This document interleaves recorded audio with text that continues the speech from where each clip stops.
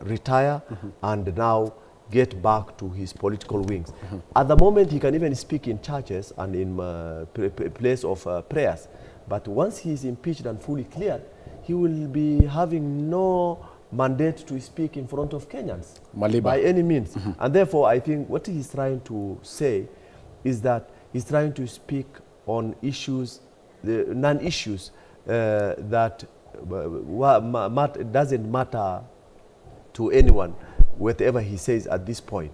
But for the president, I think the president has put in things in different perspective. What he said is that quite often politicians who are believed to be coming into churches and prayers, place of prayers, to politics. But now he says, no, we are coming here to pray, and people must go back to their God and pray every time that is prayer time. That's why Muslims go 5 times praying every day, and that's why our Christian brothers and sisters go to church every Sunday or Saturday, whichever day their preferences are. So I think the president was trying to say that it is not only politics that we come for in areas of prayers.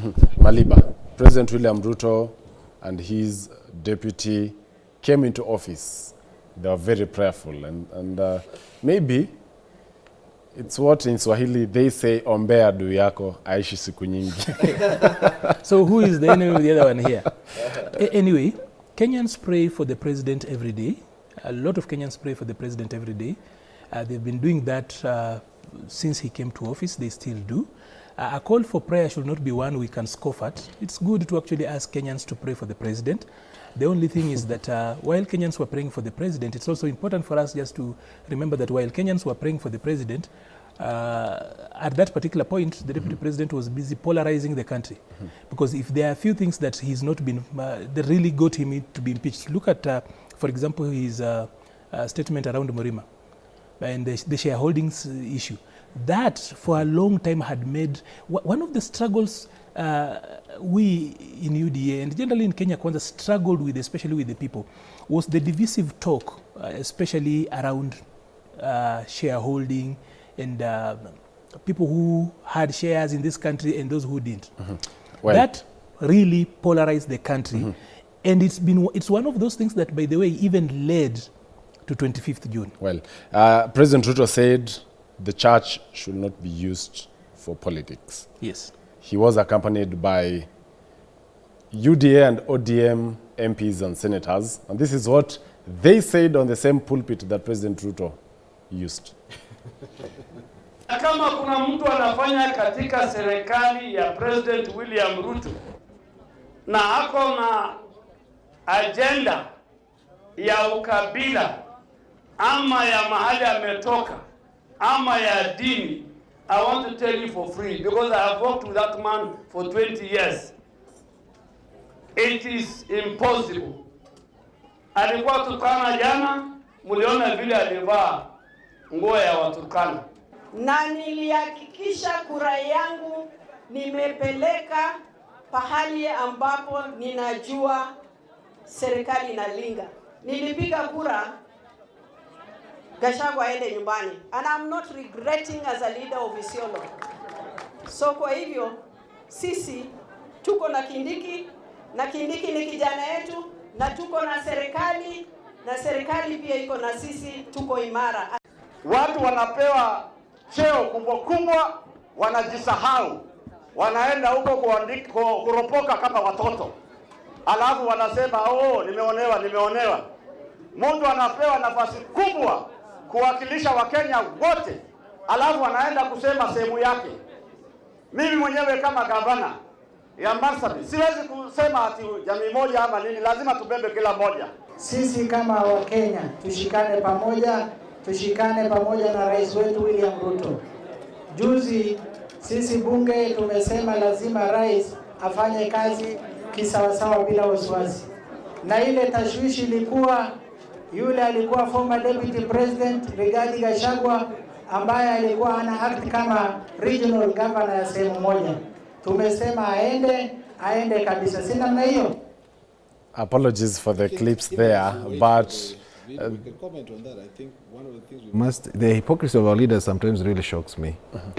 when the Deputy President spoke about Nuruddin Haji, all these leaders, they went round together as Northern Kenyan leaders, Muslim leaders, and they spoke as a group because they thought one of their own had been attacked. Yet they are very much loudly criticizing the Deputy President for speaking about Mount Kenya. So the hypocrisy in this country sometimes is just totally sickening. Totally sickening. Need to correct one thing. Yes. When the issue of Nuruddin was spoken, it is not it was not a religious issues. It wasn't a tribe issues. It was the region speaking, and it's not only. You mean? I mean, when you say it's only Muslims, no, it wasn't. I mean, it involved Coast region, it involved everywhere. You're the wrong person to address this. Just allow me to actually take Go this. ahead. Number one, because if you do that, he will still, already you've realized that he's trying to spin it towards a certain end. So if you respond, you are giving objectivity to his argument. This is the point. And just allow me to apologize for the viewers of that. No problem. You look for the video as we unpack this particular but it's deepened this conversation. You know, still, the likes of Honorable Ruku, who are present with Ruto, you know, did speak on matters politics at the same, you know, pulpit. They did. Let me Same as the ODM leaders. Let me first of all address this. Number one, the issue of a person who sits in the National Security Council, who has got a direct access and he even knows some people from the NIS attached to him, for example. He gets a brief from them, by the way. He's one of those people who gets a brief from NIS directly. Once you sit at NSC, you sit at the cabinet, you have not been excluded. You've not been removed anywhere. And then you bring us those issues, administrative and HR issues. The person of a deputy president cannot bring NIS HR problems into the public. That was a bridge too far. He crossed a bridge too far. Two, it becomes a little bit of problematic when we start dealing with the premier. You know, that is the tip of the spear of our security. Well, they are in places where no one is. They do much more, and no one celebrates them because they do it in silence. So once you actually bring them onto the platform of politics for purposes of expediency, you become a threat to national security yourself. well, But I think he was speaking to the ridiculous intelligence they were giving. They were saying that there was no the Gen Z were being funded, yet we knew it was an organic movement. No, that was very no ridiculous for them to say that. This year is actually on that. No one has actually proved that whatever he was saying was true. In any case, he brought very serious allegations. Just like he has said that people tried to kill him. For the sake of time, we have very few minutes remaining. Now, speaking right here on the New Dawn, you know, Honorable Manduku hinted that already Junet Mohammed was poised to take over as the Interior Cabinet Secretary. According to Maliba, that position is vacant, by the way. No, listening. I didn't say that. You cannot. So, in other words, Honorable Manduku. Honorable Kindiki Kindiki not coming is to... he still holding the position of the Interior Cabinet Secretary? No, he's not. So that position is vacant. It's vacant. But he never resigned. You know, resignation is a private affair. He probably wrote a resignation to the president. But it has not been It's made a public. public. It's a public. It doesn't office. have to be made public. there is need to which fill law that says? position. Which law says that once a cabinet secretary resigns, it must be made public? Has ODM fronted a member to fill that vacancy? Yes, we have. Who? Yeah. Junet Mohammed. Oh, Yes. Junet Mohammed is going to be the new interior boss. We have fronted. We have fronted. It is a prerogative of the president to I decide. think we should be inviting Mheshimiwa Manduku. He's giving us news as we go along. We have given, just like we had given. So he will we had cease given. being the We had given. minority leader. We had given Governor Wanga's name for deputy president. It did not work. We have given the name of Junet Mohammed for interior CS. It may work or not work. So that is the reason maybe ODM supported The final impeachment of prerogative lies with Gachagua. His Excellency the President. So maybe that is the reason ODM supported.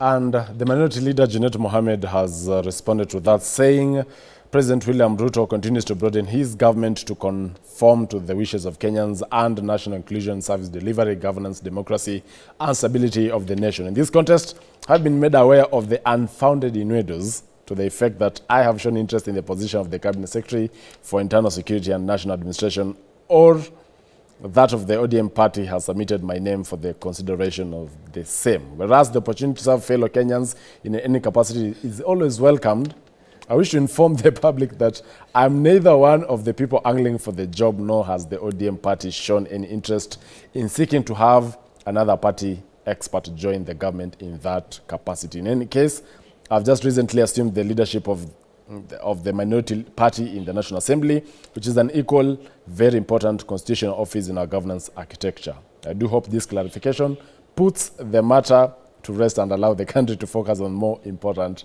concerns. Do you believe that? We have seen many times, politicians say they are not part of something, and eventually ending up in the same place. My brother Junaid, I mean, we will be happy for him to join the cabinet. He has been a very good legislator, he has been a very vocal, and he has kept the pillars of ODM into limelight for so long. And if he leaves ODM and now join the executive, I think we'll be happy because, you know, becoming a member of parliament for 4 times or 5 times there, 4 times probably, in Suna is not very easy, where the place is very competitive. That means that people have believed in him. People have known that he's a leader that can deliver for his constituent, and that's why he has been elected repeatedly in Suna East as a member of parliament. And therefore, for him now to be fronted for CS Interior, I mean, as a Kenyan, as he's qualified to hold that position, as a leader in this nation. Currently, he is the leader of the minority. Being a leader of the minority in the National Assembly is not a small job. He's already doing a government job. He's been driven in a government vehicle. And therefore, he has been given opportunity to serve this country in different capacity. And if this other capacity also appears, as he said, I think we'll be welcoming it, and we want him to, if they have not fronted it, let them front it as early as yesterday, and then let our president consider him for the position. And I know very well, when they were in Nyanza, don't forget this, he said, you have given my chairman of the party as well as some other members of our party a position. At the moment, I'm not fighting for it, but if there is any opportunity that arises after now, then I should be considered. And therefore, he has already placed his application some months back. Akili, yes. When the broad-based government, you know, the conversation already shifting to replacing Kindiki. So is Kindiki still holding the office of the interior boss? Maliba is contradicting himself, by the way. Just your clarity, Maliba. I do not care whether he holds it or not. What I know is that he was only designated as a deputy president for about 10 minutes. We were with you in studio. They finished the vote and the quota was out the next 10 minutes.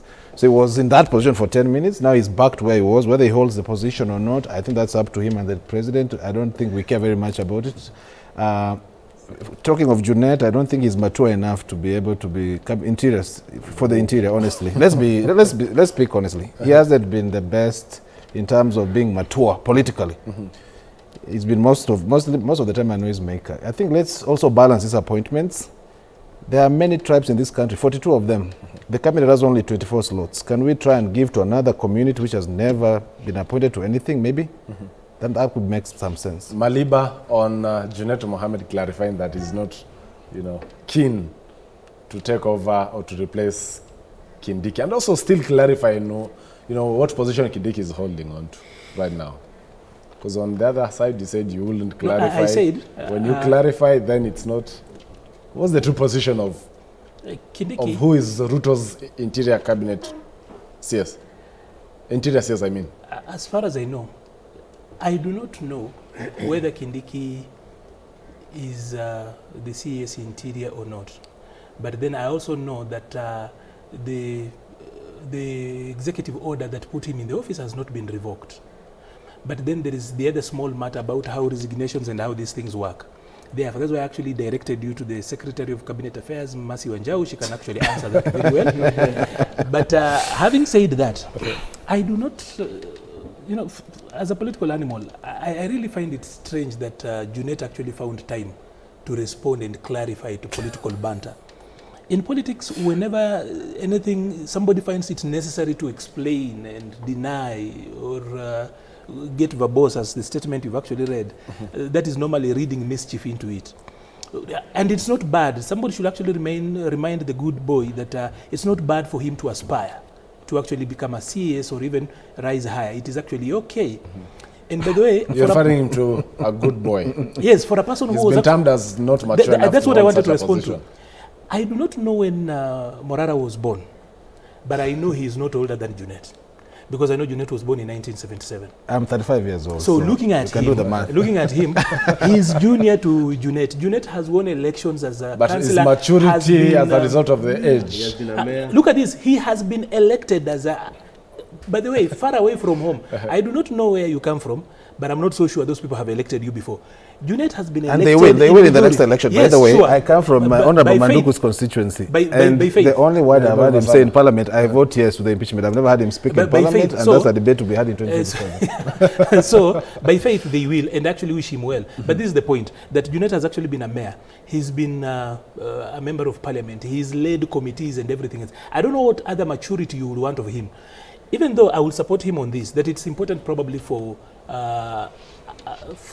once Kindiki, but then you actually need to drop the cases you guys have in court, so that then we have got our deputy party leader assuming office substantively. In fact, now that you've brought the whole conversation of the deputy party leader, it has now emerged that the nomination of Prof. Kithure Kindiki as the deputy president may have violated the ruling party UDA's constitution, requiring one to be a deputy party leader and a member of the party for at least 3 months. Listening.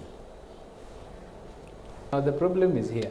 The person you are swearing in is a professor of law. The same person understands that you must not be a state officer to get this job, and you must be a member of a political party for at least 3 months.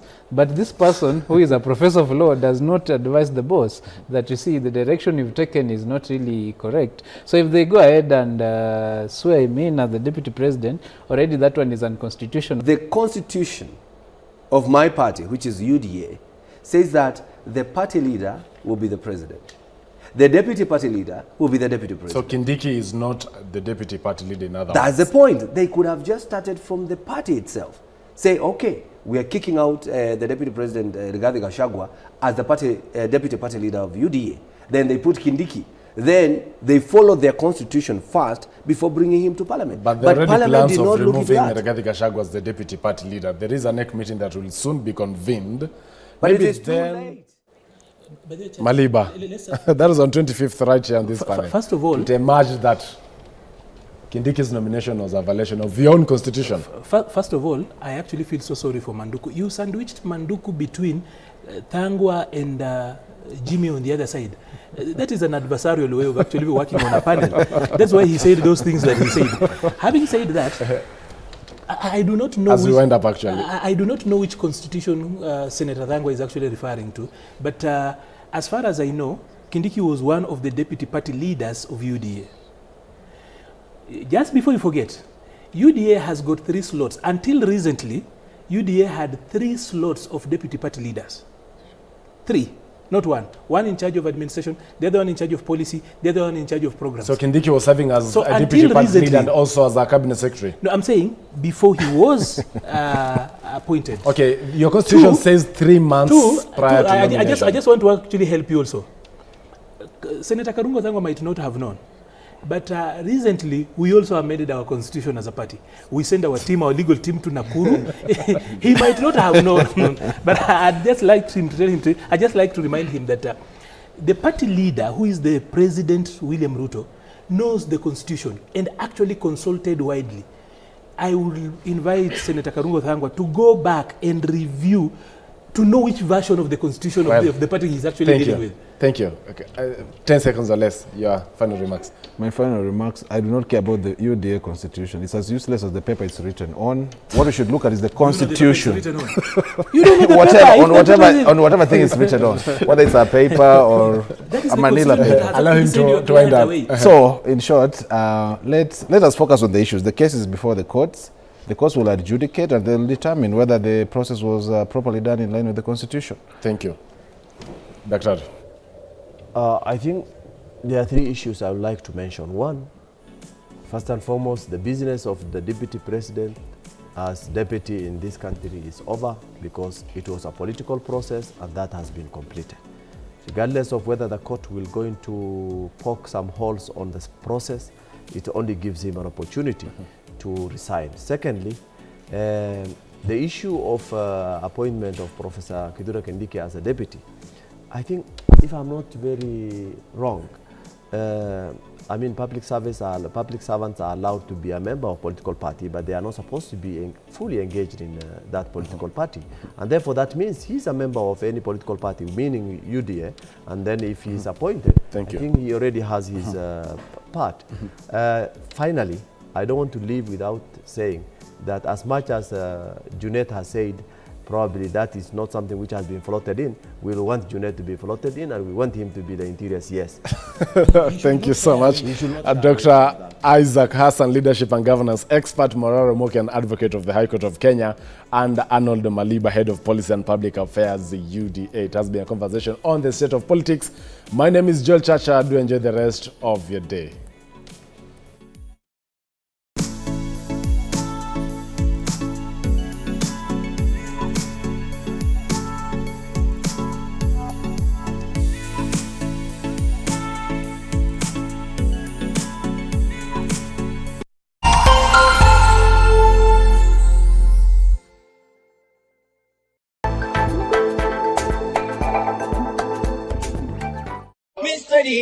Mr. DJ Lucky.